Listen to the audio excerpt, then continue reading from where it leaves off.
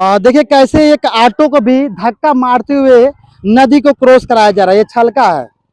और दूसरे ऑप्शन में बहुत सारे माताएं बहनें अपना साया साड़ी उठाकर इस छलके को क्रॉस कर रही हैं। मतलब मुझे लगता है ये शर्म की बात है। हम लोग के आंख के सामने हमारे घर के माताएं बहनें साया साड़ी उठाकर और इस छलके को क्रॉस कर रही हैं। और हमारे टैक्स के पैसे जिन अधिकारियों को शरीर मिलता है, जिन नेताओं को जो कि पेंशन मिलता है, शरीर मिलता है, और हमारे एक वोट से जो नेता बनते हैं वो जो कि यहाँ पर विकास ना करके हम लोग को मरने के लिए बेबस कर दिए हैं। मुझे शर्म आता अपने आप को। एक गाड़ी वहां पर ऑलरेडी बंद पड़ी है, दूसरे ऑप्शन पे ये ऑटो भी खराब हो गया है और धक्का मार के निकाला गया है, तीसरे ऑप्शन पे जो कि माताएं बहनें साया साड़ी उठा के हिल रही हैं, और चौथे ऑप्शन पे देखिए कैसे जो कि यहाँ पर बोट भी चल रहा है। यहाँ पर बुजुर्ग माताएं बहनें बाइक को लादा जा रहा है और इस छलके को क्रॉस किया जा रहा है। मतलब लाखों रुपया इन्वेस्ट करके इस छलके को बनाया गया है वन विभाग के द्वारा, पर ये छलका कितना कामयाब है वो तो सभी लोग जानते हैं।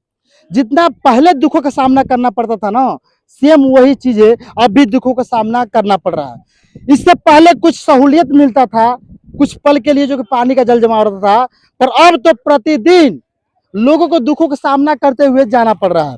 वन विभाग से सीधा सवाल है, क्या यहाँ पर पक्का पुलिया नहीं बन सकता है? और भारतीय जनता पार्टी के कद्दावर नेता दोनों जिले के सांसद विधायक से सवाल है, क्या आपके निधि में इतना रुपया नहीं है कि 50,000 लोग के लिए यहाँ पे एक पुलिया आप दे दे? बिहार के वन विभाग से एनओसी लेकर आपस में समन्वय बना के इतना तो कर ही सकते हैं। बहुत सारे जगहों पे जंगल विभाग के जमीन में अच्छी जो कि पीडब्ल्यूडी की सड़कें बनी है, आरसीसी ढलैया हुई है, पक्का पुलिया बना है, बड़े बड़े ब्रिज बना है, तो क्या 50,000 लोग कीड़े मकोड़े की जिंदगी जीने के लिए यहाँ पे पैदा हुए हैं? क्या उनको सहूलियत नहीं मिलेगी? आखिर में 1947 में देश आजाद हुआ, कब तक लोग गुलामी की बेड़ियों में जकड़े रहेंगे? ये सारे लोग बेबस है, परेशान है, और इनके आंख के सामने भ्रष्टाचार होता है और नेता लूट चाहता है, पर इनके मुख पे पट्टी बांधा गया, फेविक्विक चिपका के दिया गया है। ये अपने हक के लिए बोल भी नहीं सकते। मुझे अपने आप को शर्म आता है। लोगों को अपने हक के लिए आवाज उठाना चाहिए, बोलना चाहिए, सीखना चाहिए, सवाल करना चाहिए, पर नहीं करेंगे।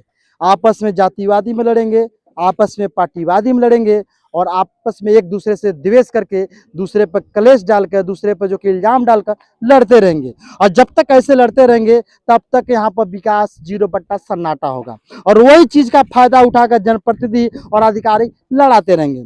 फिलहाल इस गांव के लोगों के बारे में क्या सोचते हैं कमेंट करके जरूर आएगा, और इनको कब तक आज़ादी मिलेगा इसमें भी अपनी प्रतिक्रिया जरूर दीजिएगा। और कहीं ना कहीं सभी लोगों से अपील है कि भाईचारा बनाइए, एक दूसरे में एकता बनाइए, और सीधा सवाल जनप्रतिनिधियों से कीजिए, अधिकारियों से कीजिए, तभी आपके यहाँ विकास चौमुखी होगा। जय हिंद।